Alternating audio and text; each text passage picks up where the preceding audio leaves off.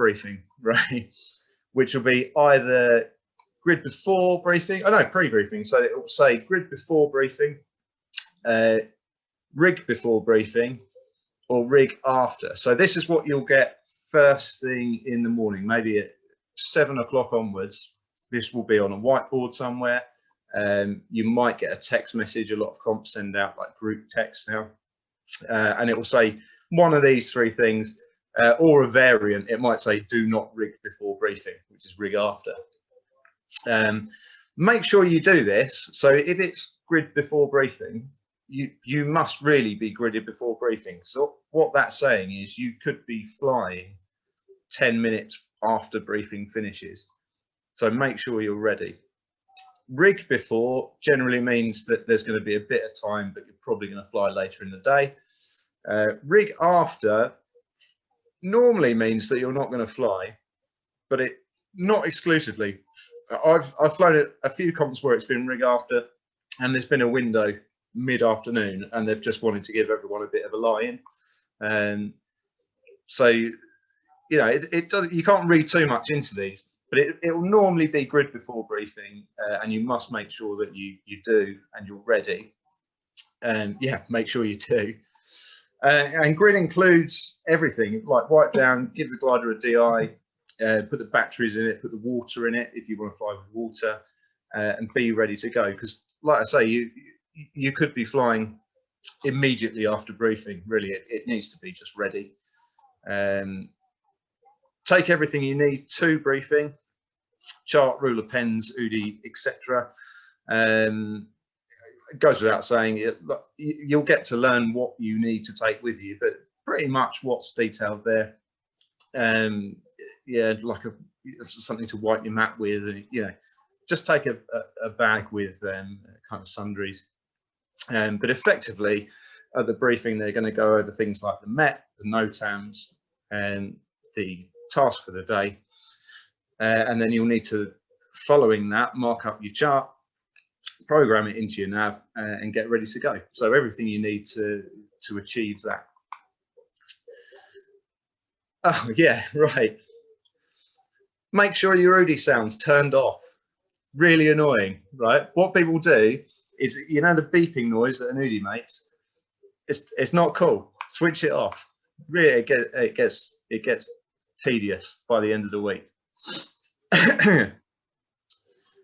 Briefing continued. I won't dwell on this for too long, but yeah, like I said, they'll talk about MET, airspace, NOTAMs, and the task typically. Pay attention. A lot of people will be kind of drawing the map, and you'll get a task sheet at the beginning, so they'll be fiddling around and kind of ignoring what's going on at the brief. Don't do that. Listen in, because you know it's good information.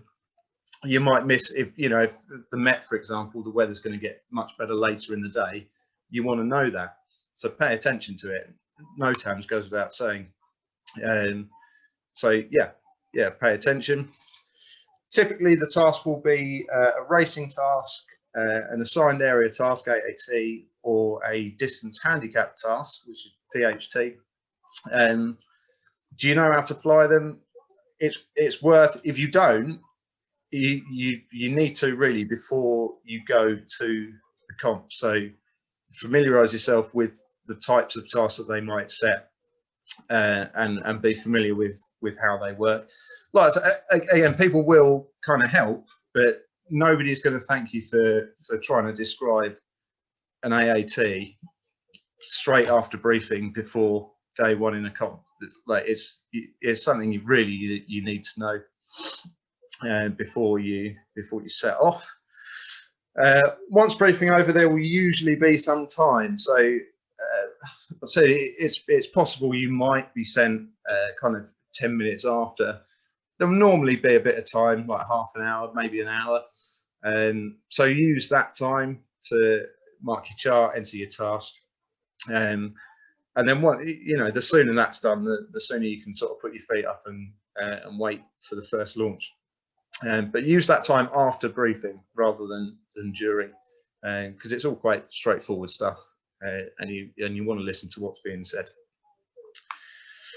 Don't overthink it. If you go, you go. I'll come back to that a little bit in a minute, but in the time after briefing, you'll have some time with your own thoughts, and it's very easy to kind of look out the window at the weather, especially on quite crap days, and sort of talk yourself out of it.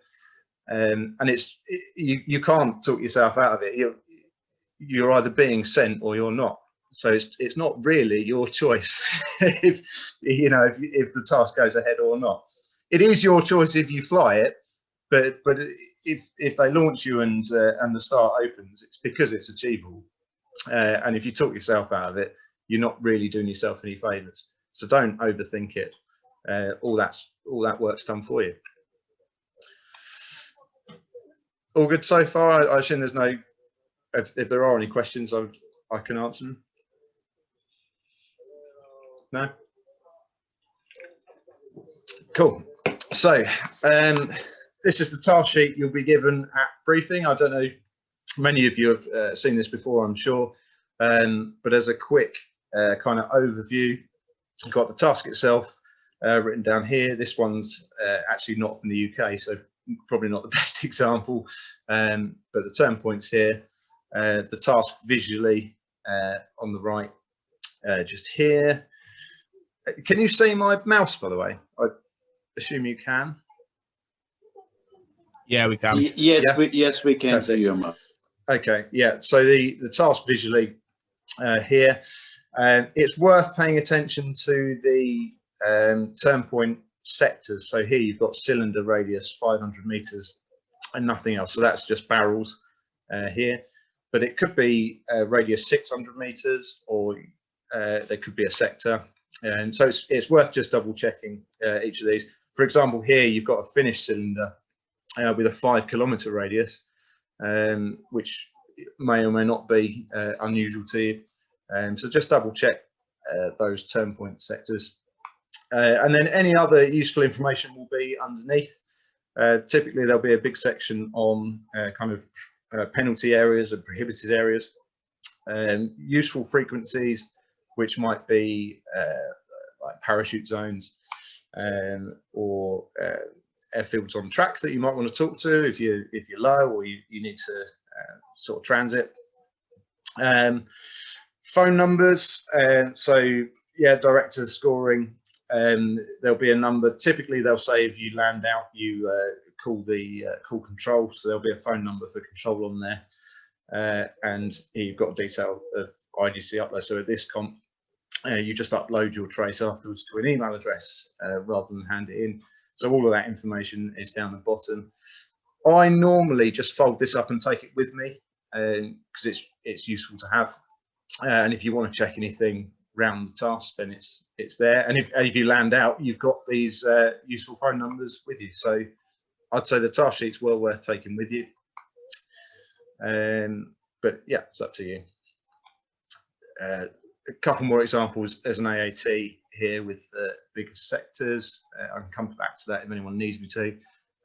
And a UK task. So here's a good example of having different Turnpoint sectors. So rather than barrels here, you've got a bit of both, and that's described at the top. So you've got radius 1640 feet, so that's a 500 meter barrel, and then a sector as well with a 20 kilometer radius. So always worth actually putting those into your nav too. People assume if there's a barrel, that's the best place to go for because it's the smallest distance, but that's not always the case, because you might have like an enormous shower here, for example, and actually end up wanting to go around the edge of the sector. So even if you don't plan to use it, always put this into your nav, because if you don't, you'll need it later. Yeah, pretty much it there. Achievable skies. So this is just a bit of colour, but talking about what you can or how not to overthink it. And if they send you're going. There's no point in kind of looking at the sky and thinking, oh, the weather looks crap, or it's it's blue, or it's a bit rainy. They will not send you on a task unless they think it's achievable. And so some examples here of competition tasks that have been flown. blue days hit and miss. Blue days will either be blue that works or blue that's not sawable at all. So if they send you, it's because it's working. And days with not much queue, it's the same. You know, not an inspiring sky, but entirely possible. Might have loads of top cover, still works. Bit of everything, bit of rain, low cloud, high cloud. These are all sawable skies. Might be low and rainy. So these, Brad knows where this is as well. These are all pictures that have been taken mid-task at a comp, where that task has gone on to be finished. So all of those skies were sawable, and the tasks were achievable. So don't be put off by what it looks like. You know, if you go, you go, and you'll be surprised how many you can get around. All good? Cool. So moving on. So following briefing, you've got launching. They will give you at briefing some instructions, and that will be the grid position will typically be given to you before briefing. So you'll tow out to the grid, and there'll be a little chart on where you should be. There'll be a kind of marshal there to guide you into that position. But it is a fixed position, so you will be at a particular place on the grid. It's not just first come, first serve. Although it's normally better to get there early, because if you're in the middle, it's a nightmare if you get there late. But that changes every day. So if you're at the front of the grid on day one, you'll be typically quite near the back on day two, and then move progressively forwards. So you won't be always at the front or always in the middle. It'll sort of cycle through. So yeah, you'll get 2 instructions, and that'll be either first launch will be not before. So following briefing, they'll say first launch not before, let's say 10:30, which is as described. And at some point they will say first launch will be at, and that might be at 10:30, or it might be at 11, it might be at 3.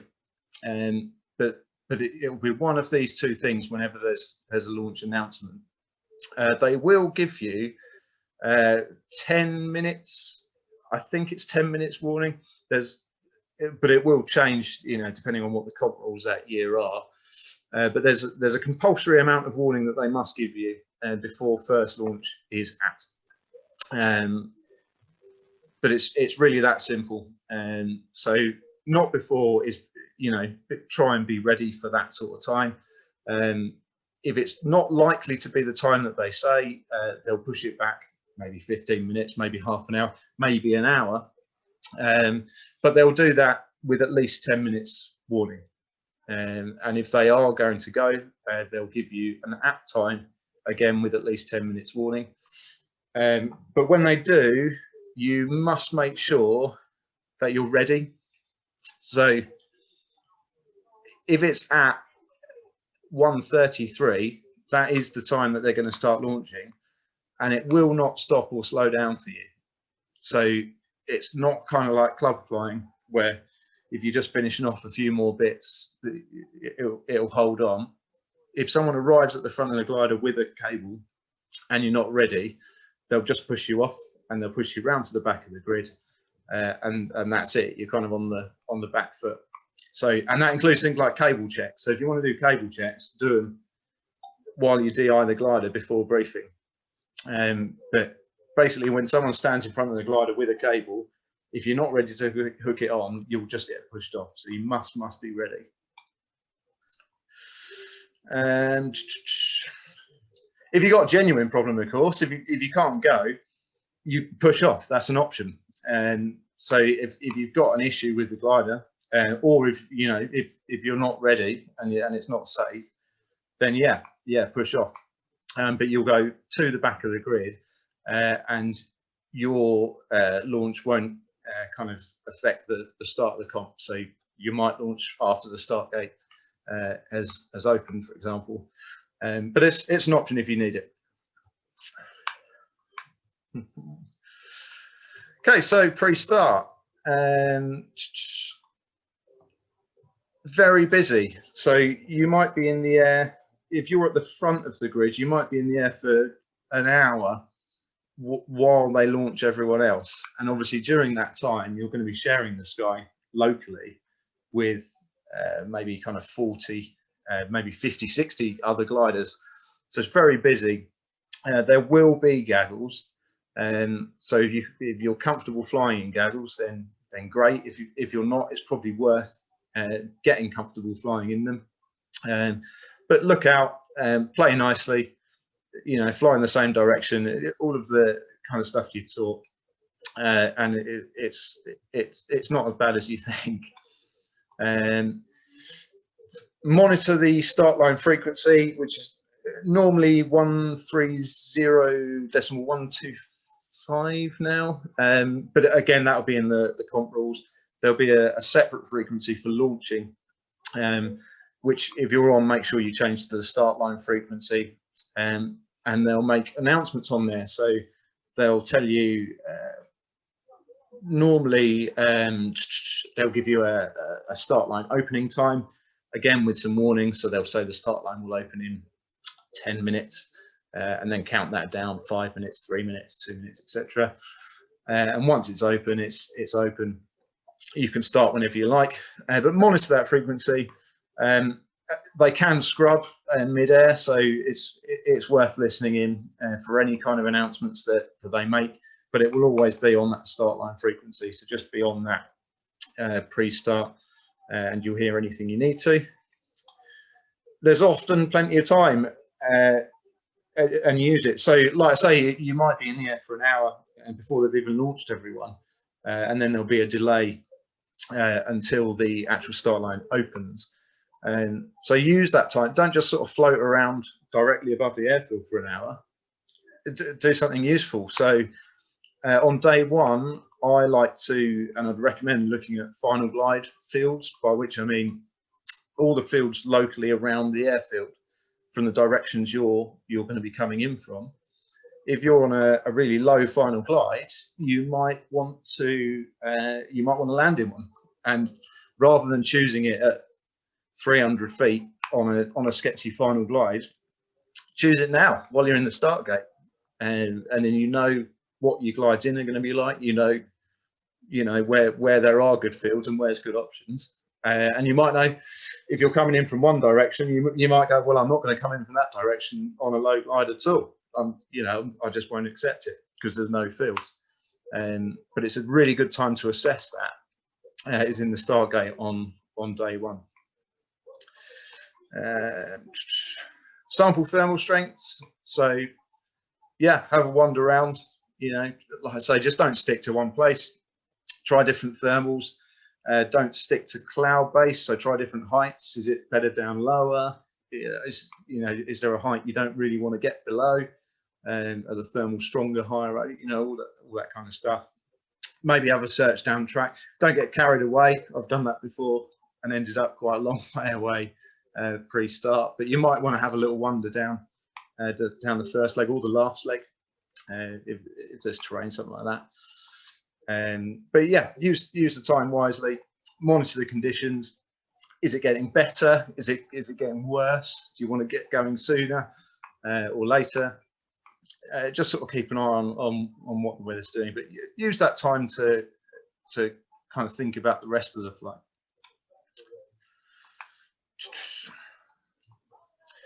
Okay, starting. Not much to it. The start will be announced on that start line frequency, as I mentioned. Typically around 15 minutes after the last glider launches. There is a formula now based on cloud base and start height, but it's around 15 minutes normally. So keep listening out on that frequency. Once the start line's open, when do you want to go? It's a very variable question. The answer for a lot of people, especially on the first regionals, might be straight away, and just to use all of the day. And there's nothing really wrong with that at all. If you want to give yourself the maximum amount of time. I personally look for good energy line out of the start. So if you can start onto a street straight down the first leg, great. Ideally, you want to cross the start line as high as possible, because you can do all your climbing while you're not being timed around the task. So why wouldn't you? So start as high as you can at cloud base. If it's a little bit breezy, ideally start at the upwind end of the line, which, I mean, I tend to stick to that as quite a hard rule, but there are a few exceptions. Like if there's no good energy at the upwind end of the line, then I wouldn't say it's hard and fast. You might want to start a bit further down, but generally it's good practice to start at the upwind end so that the wind drifts you back towards track. You've got less of a headwind or more of a tailwind on the first leg. And you must call your start, which a lot of people wouldn't be familiar with. So, for example, here 2 alpha at 1-4. The local rules will dictate when you have to do that. It's typically within sort of 10-15 minutes of starting. But it's just your glider registration, and 1-4 is 14 minutes past the hour. So they just want to time past the hour. So it might be at 4-4 if it's sort of nearly 1:45. But it's just so they can register it on the ground, and then it tallies up with your logger trace when you hand it in. But certainly on an UDI now, when you start, it gives you a time on the screen, so you just relay that to them. But you must do that, else you'll get a penalty. So don't forget. All good? I'll assume yes. Either that or you're all stunned by the poor quality. Flying the task, there's not a lot I can say about that. That's a different talk entirely, but basically fly the task as fast as you can. That's what you're doing in a comp. That's it, easy. You've been taught that. Just do your thing. And finishing. So on the way back in, once again, it's very busy, especially if you're doing something like an AAT where everyone's going to come back at the same time. But even on a racing task, a lot of people will be coming back together. Make sure your lookout is on point. It is going to be busy. Monitor the finishing frequency, which will often be the same as the start line frequency, sometimes similar, sometimes different. Monitor that, and then you can listen in for other gliders finishing, and at the same time call yours, which will typically be at maybe 10 kilometers and 3 kilometers. But some comps will ask you to give them a time, so 5 minutes, 2 minutes, something like that. But if you call yours and listen out for everyone else's, you get a really good idea of kind of who's where and how busy it is. Communicate with other gliders if necessary, but do not clutter the frequency. So because the finish line is busy, the frequency is also going to be busy. There's going to be a lot of people calling 10K, 3K, etc. If you're finishing with someone else and you've both got too much energy and you go around, for example, you probably need to tell them that you're going to do that and that you're perhaps going to do a right-hand circuit or a left-hand circuit. So tell them, but just keep it brief. Just, give them their tail number and just say, and your tail number, and say it is going right, and that's all they need to know. But do communicate if necessary. Could I chip in, please? Yeah, of course. Can you, for the beginners, can you explain the start line and the start height? I know you've said it. I've done it myself many times. But sure. You're trying to teach people about cross-country flying. Explain the start line, how long it is, and where it is. So the start line is going to be kind of coming back to looking at the task sheet, and that can be variable. Typically, the start line itself is a 5-kilometer radius, so it's normally 10 kilometers long, with the turnpoint in the middle, typically the airfield in the middle of that. The height is based on that year's comp rule book. At the moment, it's it's something ridiculous, like 1,000 feet above cloud base. But you can't fly in cloud pre-start. So the start height currently is, unless there's wave or something, is basically cloud based. But it is variable. There is no set start line, length, position, or height. That will change actually daily. Certainly the height will change daily. But the start line length will always, and position will always be given on the task sheet. So that's where, like I said, to pay attention to the kind of turnpoint information, that the start line is part of that as well. And the height will always be announced before the first launch normally, well, always. And you can confirm that on the start frequency as well. And they will typically confirm that when they open the start line. So that, you know, they'll say the start line will open in 3 minutes, and they'll follow that up normally with the maximum start height, which might be 6,700 feet. But like I say, at the moment, it's basically cloud based, and that's that. Does that answer your question? Yeah, that's fine. That's fine, thanks. Some sites do prefer a remote start, though, don't they? They do, yeah. So the centre point of that line will not necessarily be the airfield, and it's worth checking that on the task sheet. Like Brad said, we've done a few comps at Nymphsfield, and they sometimes use like Aston Down, for example, as their start, or like Nailsworth. It could be any turn point, but yeah, it's all on the task sheet. So yeah, back to finishing. Sorry. So going around, be aware of other gliders finishing behind. It's kind of what I was saying about communicating. But if you're not landing ahead, if you go around to do a circuit, you must be aware that when you turn finals, you're kind of turning, or potentially turning, in front of other gliders that are finishing. So just be aware of that. And land as out of the way as possible, and push or tow further out of the way as quickly as you can. So if you've got a short task where everyone's coming back together, you might have, let's say, 40 gliders all pretty much wanting to land at the same time, which even on a big airfield can be a challenge.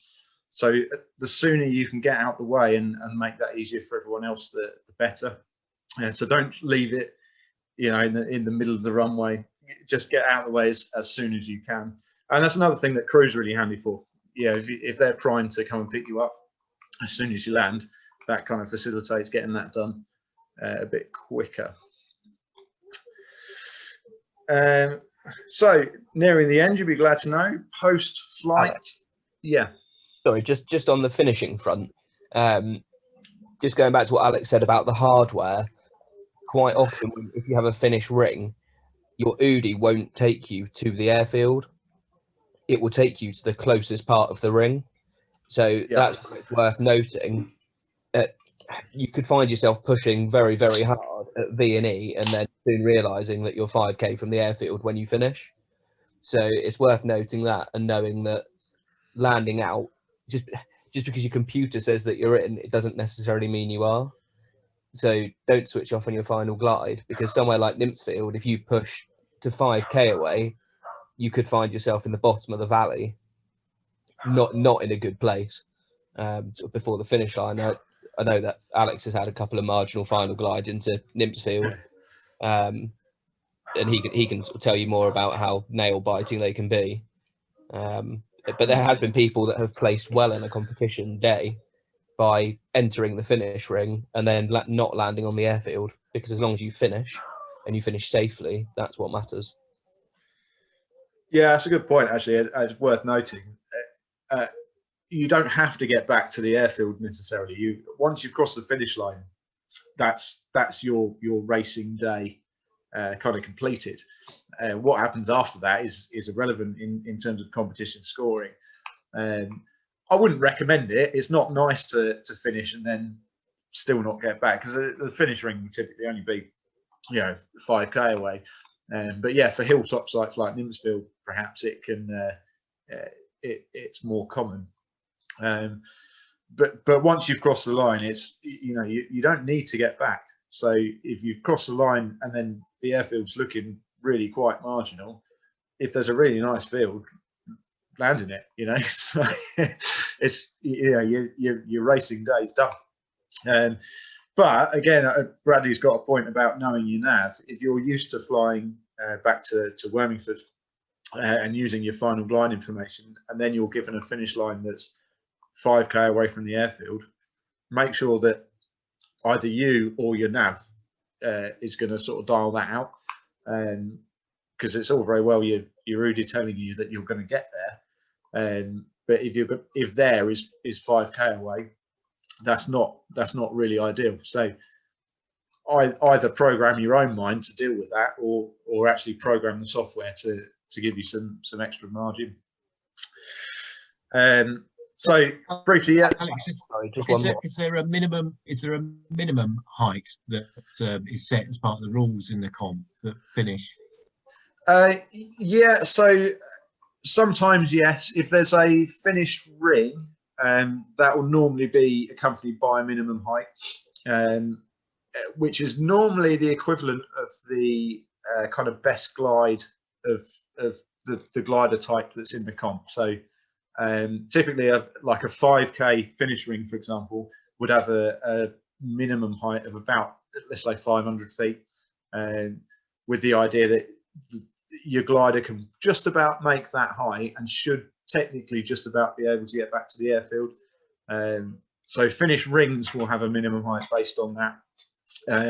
It's normally a little bit optimistic, actually, and because the last leg of a comp is nearly always into wind, to facilitate landing ahead, if possible, so that minimum height then becomes, it doesn't change based on the wind, so it becomes less achievable going into a headwind. So yes, there is a minimum height with finish rings.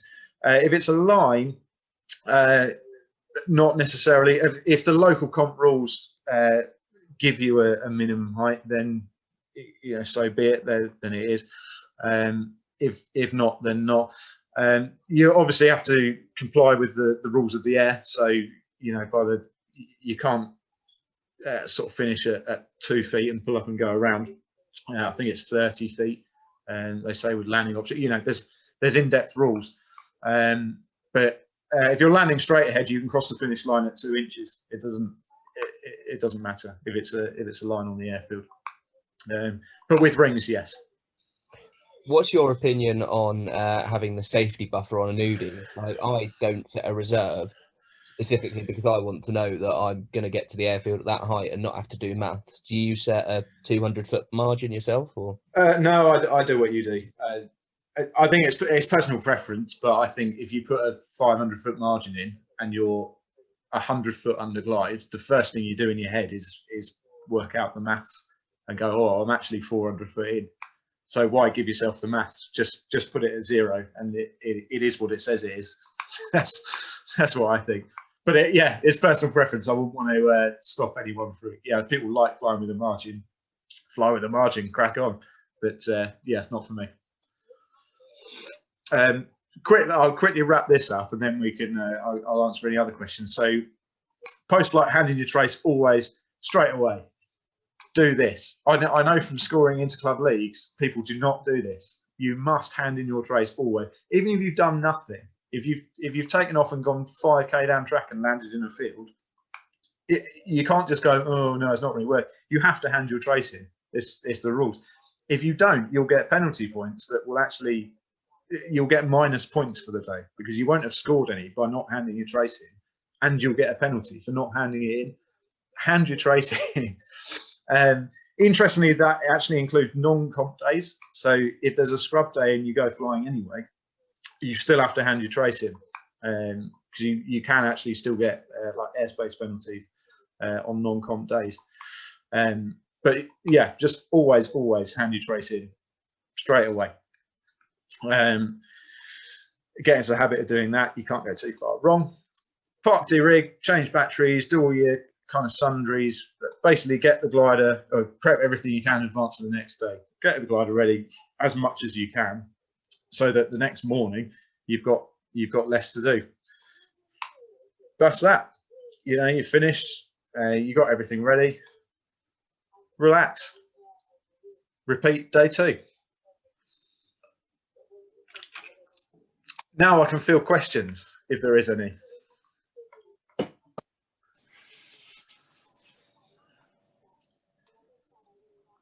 Or perhaps there aren't. Well, I'm sure there are. Thank you. That was quite it wasn't interesting. that concise. I think we shall unmute everybody. Let's do it. Be carnage. Unmute all. Yeah. So.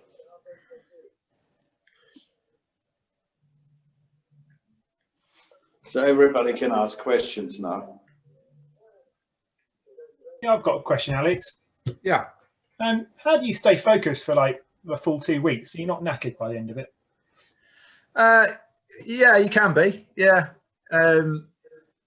It is quite tiring, to be completely honest with you. And if you have a full, I've never had a 9-day competition with no scrub days. And in the UK, certainly, it's actually quite rare. But you'll normally get 5 or 6 days and some scrub days in between, which sort of breaks it up. But yeah, if you fly a lot of days in a row, it is quite tiring, and that's something you've got to kind of cope with.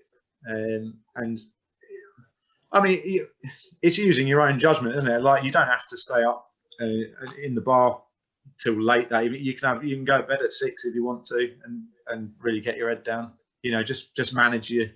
You know how your body works. Just sort of manage yourself. But yeah, that it's something that's certainly worth thinking about, because it does get tiring. They can enforce a rest day on safety grounds, though, can't they? As well? Yeah, certainly international comps where they don't have scrub days. It might be in the mountains and they just fly every day. There are compulsory rest days. But they're after a significant amount, still like 5 or 6 solid days flying normally before that happens. But it's just something you get used to.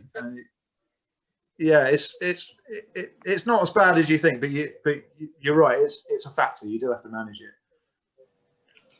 it. What could be worse, Alex, is if you have to walk the runway for 9 days. Yeah, we've done that. And not fly. Yeah. Alex, there's a question from Steve about area assigned tasks, racing tasks and so on. Could you give an overview of what those tasks are and what the differences are? Yeah, I can. It's I mean, it's not going to be that detailed, because that's a whole another talk. But what I'll do is I'll bring up that slide of the task sheet and share my screen again, and then I can just sort of briefly go over that. Hold on 2 secs.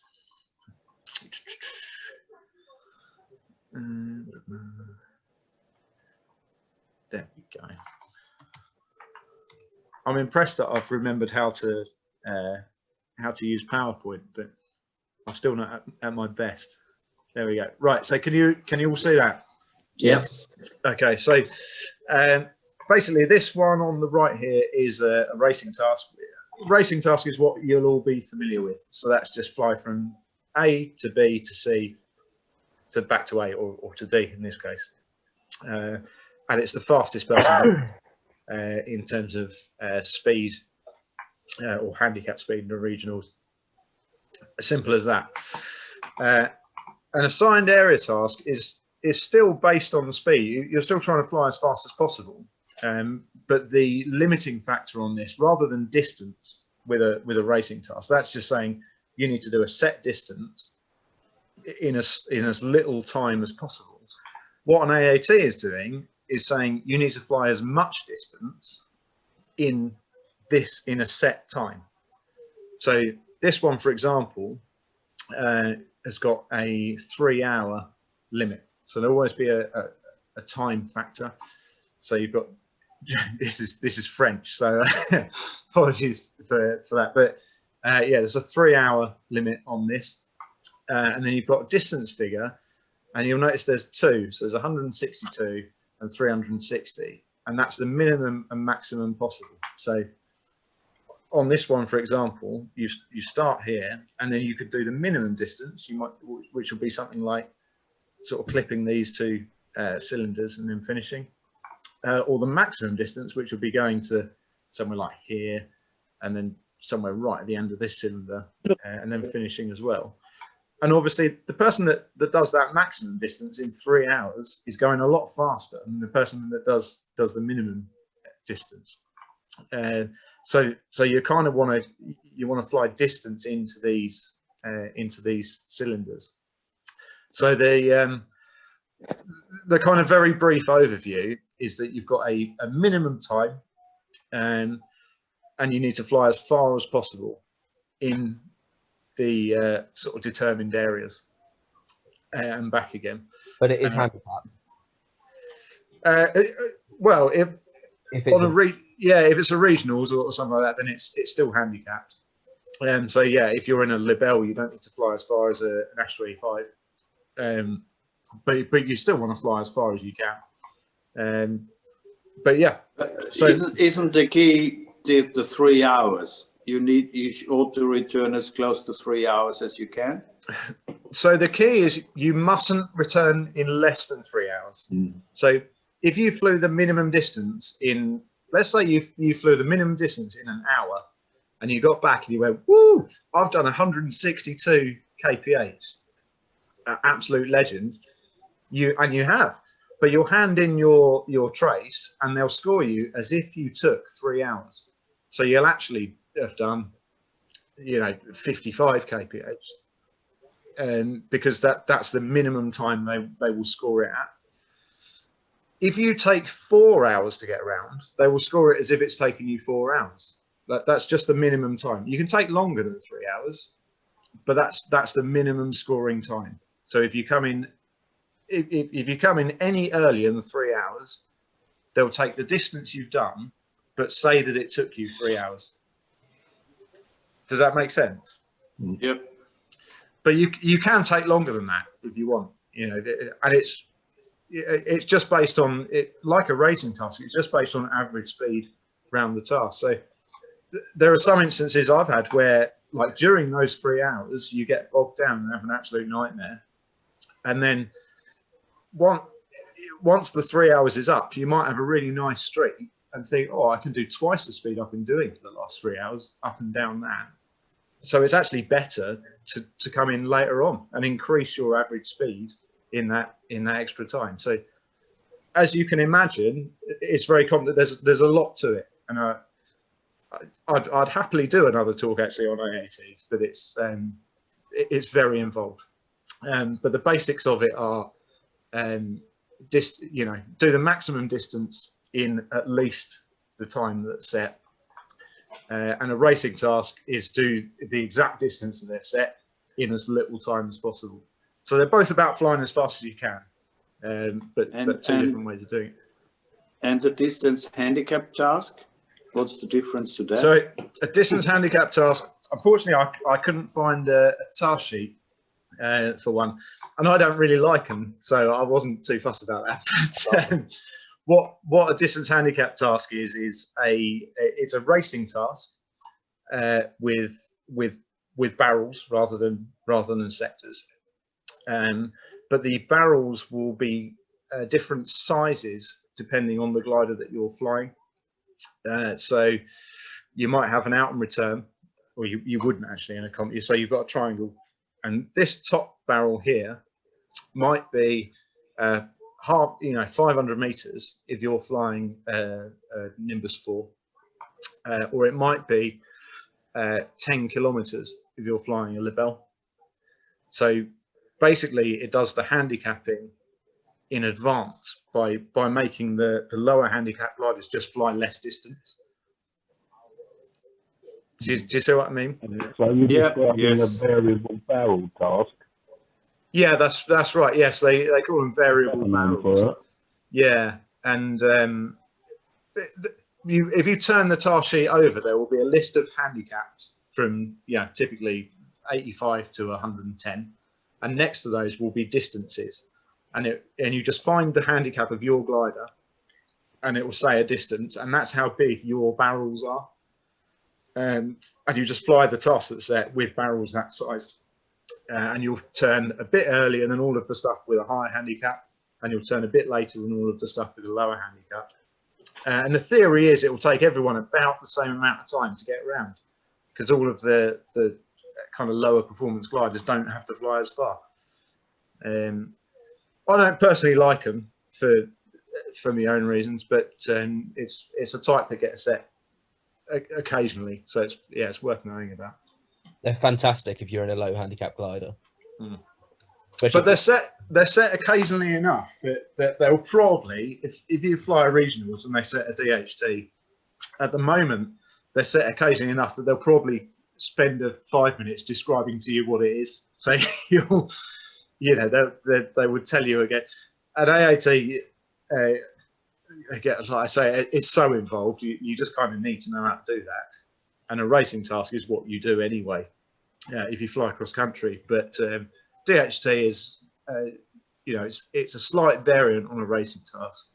And at the moment, they're rare enough that they'll probably kind of tell you what you're doing. Husbos does run a full competition, which will only do DHTs every day. Yeah. And Booker. The Booker do it as well, do they? Yeah, and Booker, yeah. Alex, can we go back to handing in your trace?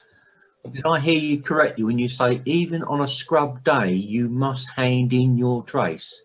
Yes, yeah, that's right. Hold on, let's get rid of that again. Right, so yeah, even on a scrub day, if you fly, you have to hand a trace in. Oh, if you don't fly? Oh, if you don't, well, yeah, if you don't fly, there's no trace. There's no trace. Yeah, that's right.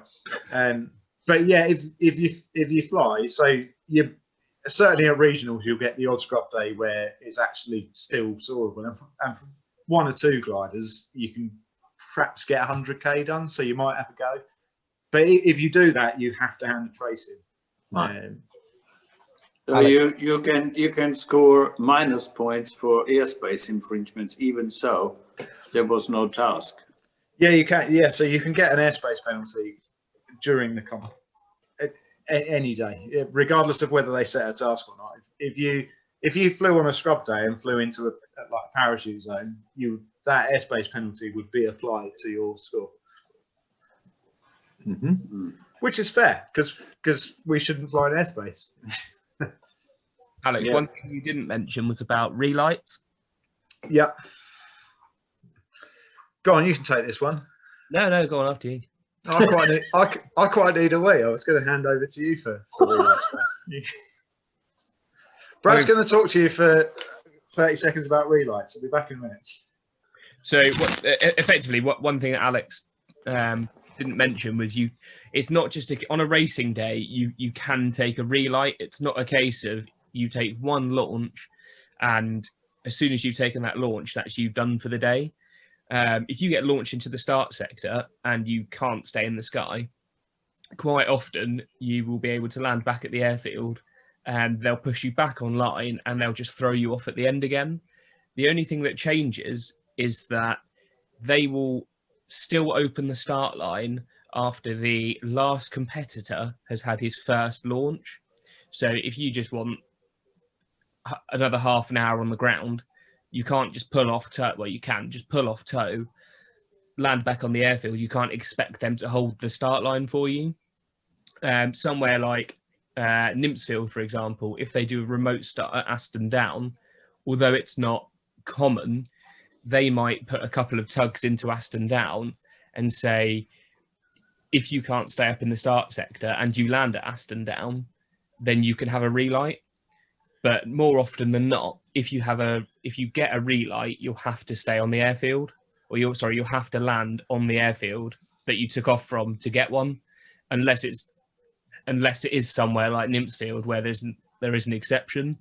There's no penalty points for a Relight. The only penalty is probably 35 quid out of your pocket, which is enough.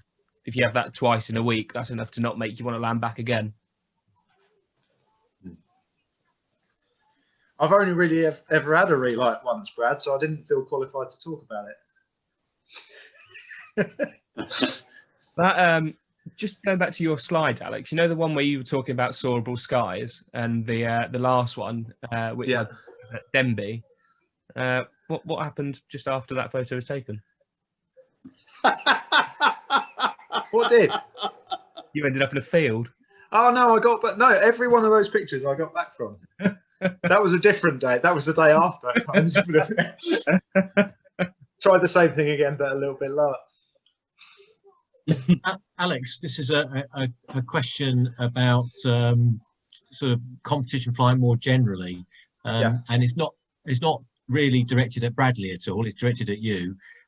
So two parts of it. Why competitions? Why fly competitions? And the second part is at Wormingford, if we wanted to improve our cross-country capability and a number of cross-country pilots we've got, what steps could we take? Oh, I don't know. That's a bit more complicated than I signed up for. Why competitions? It's an interesting question, and to be honest, I mean it's not compulsory. You don't have to go and fly comps. It's it's up to the individual. I personally enjoy the thrill of comp flying, and I like to kind of see where I fall amongst kind of other gliding ability, if you like. You don't have to. Like, a lot of people just enjoy flying cross country, and that's all they need, and that's fine. And a lot of people get absolutely nothing out of flying cross country, and they have to be racing against other people to be enjoying themselves. So it's I wouldn't want to pressure anyone into flying comps, and I think those that do it for their own reasons. It has to be because you enjoy it. But it is a good way of kind of measuring yourself up. You find out whether you're any good or not, and it gives you a reason to get better if you're not. And I personally just like the thrill of racing. It changes the sport entirely. It's like from you can drive a car around your local estate, and that's all very well. But if you take it to a racetrack and get a few other people involved, it becomes it's a different kettle of fish, isn't it? And that's what I get from comp flying. It's not just glider flying or glider cross country anymore. It's racing, and I enjoy it. Not everyone does, but those that do should give it a go, or those that think they do should give it a bash. Can I come in? Yeah, of course. Competition, it improves your flying skills dramatically. A competition crowd also, at the end of the day, you all talk, and that also improves your flying. It's a good crowd, sort of moves from airfield to airfield, get to know each other, and you compete against each other. Everyone is competitive, and I think competition flying is very good. And at Wormingford, someone said, we got lovely gliders there. We could fly competition in the two-seaters. You don't have to go far. You can do 100 kilometers around the airfield and always land back in a two-seater. You're still being competitive. You still got points to aim for. Competition is very good for everyone. Cheers, thanks for. And I've enjoyed your talk. Alex, as somebody who's flown loads of competitions, advising anybody who wants to improve their cross-country flying, I would say flying a regionals competition is one of the best ways of learning. You'd be amazed. It's like they say, people do competitions. Some of those skies that you showed in your photos go round past 100, 200, 300 on days when sometimes you wouldn't even rig your glider at home. And you can learn so much from people who are slightly better than you, even if I dare say it, that people who are not that confident can fly and perhaps even slightly follow somebody.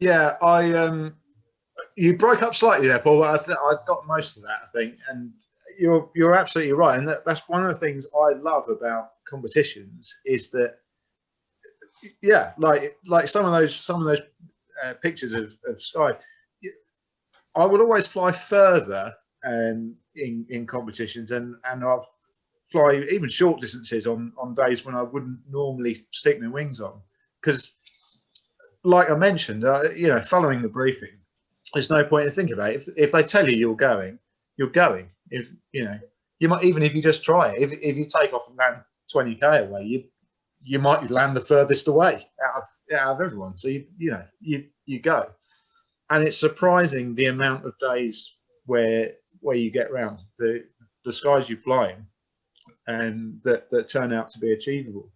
And it's nearly always you'll be set off on a 300 or a 500 in quite grim looking weather. When I flew the opens, they set a 500 on the last day, and it was raining on Aerotay, and I wouldn't have considered, back at home, I wouldn't have considered that task, but we all got round, so it was obviously on, and it's some of the best flights I've had have been the ones that haven't seemed achievable at the time, and it's because of the amount that you learn whilst you achieve them, and you look at skies that you wouldn't normally be looking at, and kind of get to know how they work and how they might still work. And yeah, Paul's right. If you want to improve at cross country, it is by far the best way of doing it, because you will be challenged, and you'll get better. Can I come in again? Yeah, of course. I agree with what Paul has said and what you've said. But, in this country, you're really spoiled with your flying. I do fly at Birmingham, and I'm amazed sometimes I get airborne in the 21 or the Percos, and I stay up. Now, I've been on the ground and looked at the sky, and this is impossible. Now, where I used to fly, because it's overseas, a lot of places you fly, you've got nowhere to land. In this country, you're spoiled. You've got fields everywhere. It's a patchwork quilt.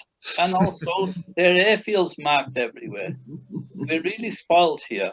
And this guy on the screen now, he's spoiled terribly. Now, it's with the outlanding possibilities you've got here, it's phenomenal. In fairness, Alan, you've been done a lot of flying in East Anglia, I assume. No, I haven't done much in East Anglia at all. Not much at all. It's just that I see the sky sometimes and think, jeepers, is it worth going up? You get up. But mind you, we get 2,000-foot launches on a bad day. So we are spoiled a bit. Yeah. And there's an amount to that. So, I mean, I say East Anglia because there's airfields everywhere around here, and it is flat, and there's big. East Anglia is lovely. And I appreciate that actually the UK in general is lovely compared to some other, like if you're flying in the Alps, for example, then outlanding options are slim to none. Like you need to know really where to land. You can't choose a field last minute. But there are. That's another factor actually, because a lot of you guys are kind of Wormingford pilots, and you've flown locally, and you know what Essex and Suffolk and everything is like. It's flat and the fields are big, and there's quite a lot of old World War II airfields because we're in Essex and Suffolk. If you go to like Devon, for example, down in the West Country, there is a lot of very small fields, and there's a lot of dry stone walls, and there's quite a lot more hills. So it's worth considering, certainly if you're going to enter your first comp, it's worth considering where that is, because there are better places in the UK to fly than others, and we are certainly. I agree with Alan that as a country we're spoiled, and certainly as a region we're spoiled, because it's very, very easy locally to fly. Especially like late in the year when they cut the crops, you can pretty much land anywhere in East Anglia, and that's not true of a lot of the rest of the country. There's a lot more kind of livestock, there's a lot of smaller fields, there's a lot more hills, and so yeah, it's worth kind of brushing up on that. You'll adjust, because if you fly a comp in an area that's not as landable, you will simply start choosing fields a little bit higher than you would have done before, because that gives you more option, and you will find one, but it's very different to just being able to pick anyone. You know, round here it's just, well, any of these are fine, and it is a bit different elsewhere in the country. But again, that's a different talk. I'm sure that's someone could do a field landing talk at some point. Alex, what would be a good regionals to start off with? How much should one budget for? That's a really good question. So I wouldn't want to recommend a particular regionals, any really, that, you know, any that suit you in terms of location. Go for a location you like. If you know, ultimately you're going on a just over a week's holiday, and you got to enjoy it. So go for a part of the country you like. I wouldn't want to recommend or go against any kind of regionals anywhere, because they're all much the same. The rules are the same. The gliding's similar, and so go somewhere you like. In terms of a budget, I would budget up to sort of, the entry fees are typically about 250, 300 quid. So you would pay a one-off entry fee for a 9-day comp. Let's say 250 quid, which obviously covers all of the organisation, and they get toilet blocks in, and, you know, gets not staff, but they have everything's open all the time and things like that. Prizes, and yeah, you get your money's worth. It sounds like a fair bit, but it's worthwhile. Accommodation, depending on what you want to do, I typically take a tent and camp on site, so that's that costs nothing. If you want to stay in a B&B and be posh, then you're probably not too concerned about what your budget is. But yeah, it's 9 days at a B&B. It's basically, it's a little or as much as you want. You can turn up. So you pay the entry fee. You have to pay. Accommodation, you can spend nothing, or you can spend. Well, I mean, you can spend as much. You stay in the Ritz if you want. You say you spend as much as you like, and food and drink for 9 days. So budget for a 9-day holiday. What's the average tug fee? So yeah, that's a good point. So budget for the average holiday plus the most expensive aerotows you'll ever experience, because the aerotows are always expensive, because they have to get tugs in. So as part of the comp rules, they have to have the capability of launching the whole grid within an hour, which will be often like 50 gliders. So they have to be able to launch by aerotow 50 gliders an hour, because you can't winch launch at a comp,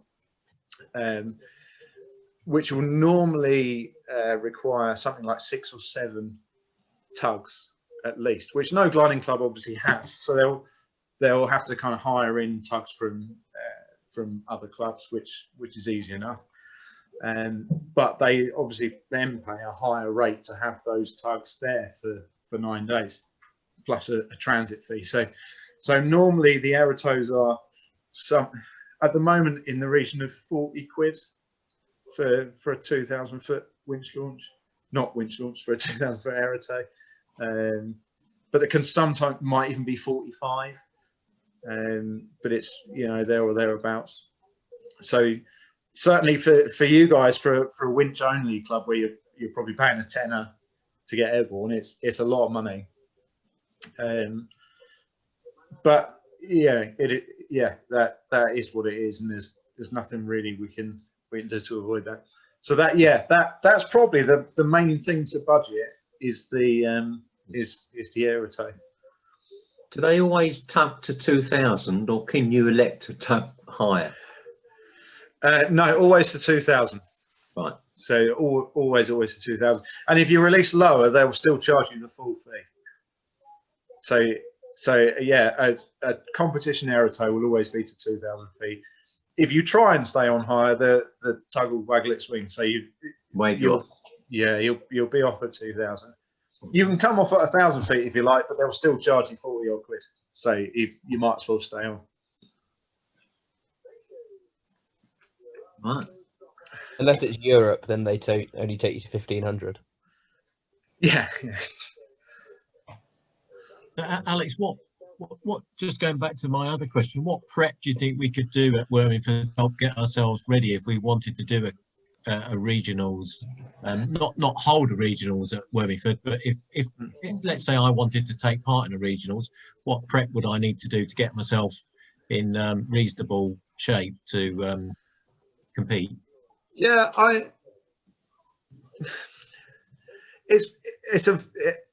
it's a very involved question. I don't think there's much else you can do other than wanting to do it. Like if you understand, if you can fly cross country, and you know you understand what I've spoken about this evening. You know, if you're capable of kind of programming your kit and you know what's what, then really the prep you need to do is to enter one. Just choose what one you want to do and get it done. There's nothing additional that you need to, like a regionals is a nice way of kind of gently being introduced into flying proper competitions. Like Interclub League, I think is trying to achieve that, and it has been for a while, but it's run different to a full-on competition. And so the lowest level at which you can experience proper full-on competition flying is a regionals. But it is still in the same ilk as Interclub League, still very friendly and quite laid back. And you know, if you feel that you want to start flying competitions and you know what you're doing in terms of cross country flying, just enter a regionals. That's the next step. The only thing I'd say that you really need to kind of prep is understanding, like I mentioned about different types of tasks, and you know, understanding what might be set, and just make sure that you're happy to deal with it when it is. But otherwise, yeah, just enter. And typically, do they start on a Saturday then and Yes. run to the following Sunday? Nearly always, yeah. So they'll nearly always be Saturday to the following Sunday, so 9 days. I pretty much always get the Friday off to drive down and get everything set up, and I normally take the Monday off work as well, the following Monday, just in case we have a late day and I land out miles away or something like that.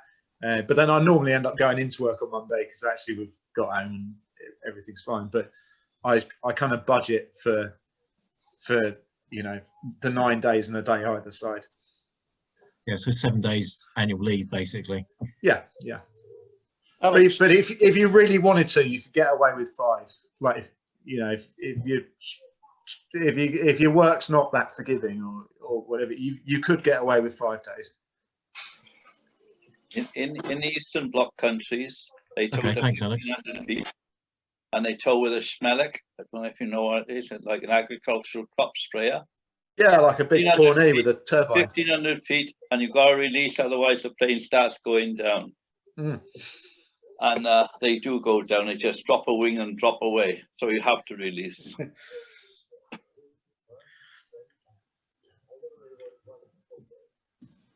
Alex, thanks very much for all the work you've done to put into preparing the PowerPoint and you're welcome. Spending time with us this evening. It's really appreciated. That's all right. So, I've not had much on, Adrian. I don't think many of us have, Alex, at the moment. So, but no, it's still appreciated because you've put in an effort for us, and you know, it does take a little bit sometimes of bottle, sometimes for people to put themselves on offer by doing a talk and a presentation. So I really appreciate that, and thank you very much for cheers. putting it together for us.